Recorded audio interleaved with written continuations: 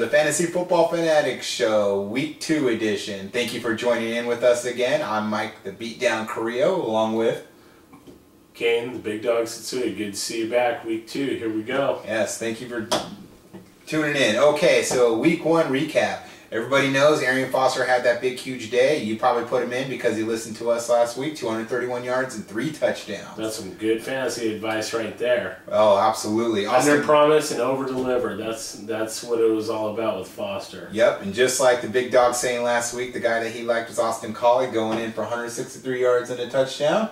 Definitely one of the people that probably helped you win your league or your game last week. Next game, the Giants and Carolina. Man, look at Eli Manning putting up 3 touchdowns there, all to Hakeem Nicks. Just beat up on the Carolina Panthers secondary, just day in, day out, to beat on them. It was brutal. I mean, it was like they were scoring on Matt Will. Hakeem Nicks just had a red letter day. It was a thing of beauty.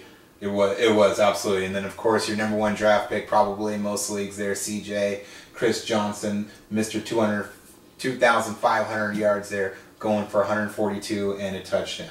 Yep, he had a great game, so he delivered. Anybody that took him as a round 1 pick was pretty happy. Some of these other guys up here on the board, not so much. Chris Johnson, respectable numbers, solid. Yeah, there you go. Of course, we have some key injuries that happened here last week and through this week here. You know, Kevin Cobb going down with his concussion. Ryan Grant is out there for the season now. You know, Matthew Stafford stepping in his shoulder, and then of course, his throwing shoulder. His throwing shoulder at that. Yeah, absolutely. And then having Chris Jenkins being missed there by the Jets, which Yeah, he was out for a little while last season. They may or may not miss him a whole lot, so they'll still be solid. Don't worry about them getting run over. It's not going to happen. Yeah, and especially with a guy like Darrelle Revis on the team, they have some opportunity to put somebody else in the box there, and stack up on the run. And yeah, I think Darrelle Revis can cover 2 guys now, right? I mean, isn't that how dynamic he is? Yeah, absolutely. He'll actually cover his guy, and then he'll run over and help Antonio Cromartie throw his guy, or cover his guy there. Cover his guy, after he tries throwing him to the ground. So yeah, so hopefully you guys are quick and witty enough to pick up or handcuff those players there, like Brandon Jackson, Michael Vick. But if not, run to the waiver wire unless you have a claims deadline there. Definitely get on that. Absolutely, and then another kind of big injury is Bob Sanders, another torn pec. Looks like he might have to hang up the cleats. He's done.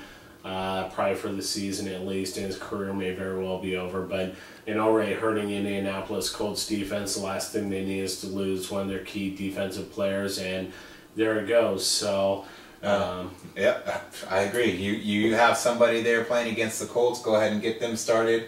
Definitely it helps you out on the offensive side for the Colts as well, because if they can't, stop people from scoring on them, the only way they're going to win is to score. So absolutely, yeah, and you have to like the Colts receivers for that. They're all pretty solid plays. Dallas Clark, Reggie Wayne, Austin Collie, I really like them. Pierre Garçon, Joseph Dye, not so much. The run game's going to get left behind just out of necessity. I think they're going to have to throw the ball and remain competitive in a lot of their contests as long as their defense keeps playing like this. So all right, yep. So there you go, Week 1 recap.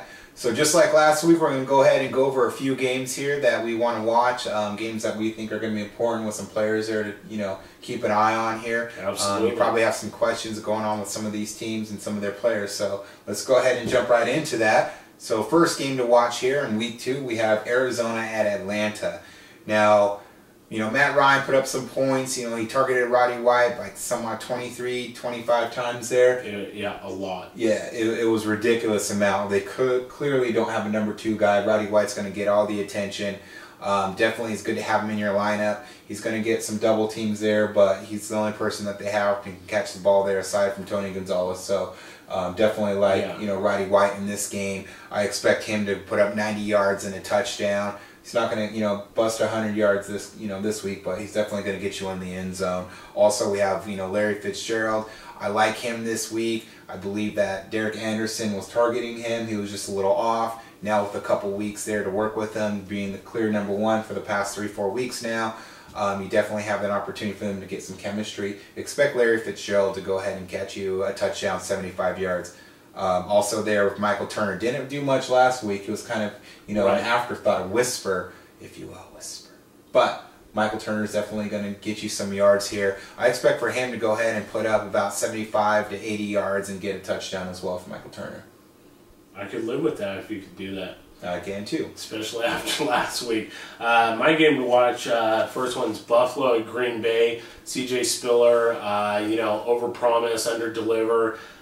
Looked great in the preseason. A lot of people probably took him higher than they should have in the draft because they bought the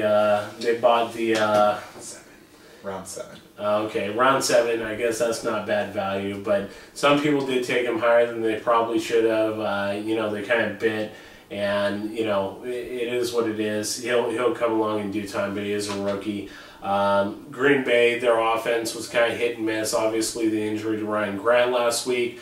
I like Green Bay obviously a lot better this week. I like Aaron Rodgers. Hopefully Jermichael Finley will step up. He was my pick last week actually, and he floundered just like your pick, Vernon Davis. Yes, he did. And hopefully he'll step up this week. But I think Green Bay all around could have a really big day. So get your Green Bay players in there. Buffalo, tough day against the defense of Green Bay. Don't expect a whole lot there. Yeah, and the reason this is on the game to watch here is because we really want to see how Brandon Jackson's going to do now stepping into that starter role. I expect him to get 80 yards and a touchdown, and Aaron Rodgers is going to tell you every reason why you picked him in the first round. He's going to put up monstrous numbers, probably 360, maybe even close to 400. I wouldn't be surprised, and 3 touchdowns there for Aaron Rodgers. Third game on our list, we have Jacksonville at sunny San Diego, California, playing against the Chargers there. Definitely San Diego got punched in the mouth last week against Kansas City. It was raining, it was cold, it was loud at Arrowhead Stadium. I don't expect San Diego to have another performance like they did last week. So definitely a game to watch there. I'm taking a look at Phillip Rivers putting up 350 yards, 3 touchdowns. Antonio Gates is going to get 2 of those touchdowns. He's going to get you about 80 yards there, and he's going to get in the end zone twice. He's just a big, massive target. He's their main go-to guy right now. I do like Malcolm Floyd. I do like the name this matchup, but Antonio Gates is clearly their number 1, passing threat. Also with that game, I like MJD.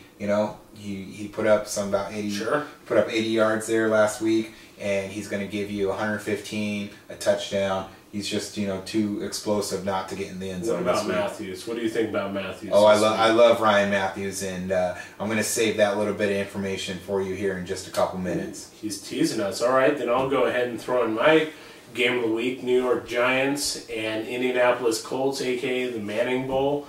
Peyton versus Eli, Eli versus Peyton, and Archie Manning even as a little bonus there, sitting in the stands, I'm sure, watching his boys bang heads. So it's going to be an interesting game. New York, obviously, the better defense. Indianapolis, probably the better offense. New York put up more points and touchdowns last week. Indianapolis kind of languished. It was kind of a rough game for Indy, but the Giants, they look good on the defensive side of the ball. Ahmad Bradshaw, I expect him to have a really big day against Indy's defense after seeing what Arian Foster did to him. So we're going to look for a big day out of Ahmad Bradshaw. I think Steve Smith will step up this week, and then on the other side of the ball, I expect Austin Collie to have another good week. Reggie Wayne should do pretty well, put up his usual numbers, and I'm thinking Ahmad Bradshaw could go for anywhere between 120 and 150 yards and hopefully 2 touchdowns. So we'll see what happens. All right, there you go. So those are your games to watch. Definitely keep an eye on those players. Hold us to our stat projections. I don't think you're going to be disappointed.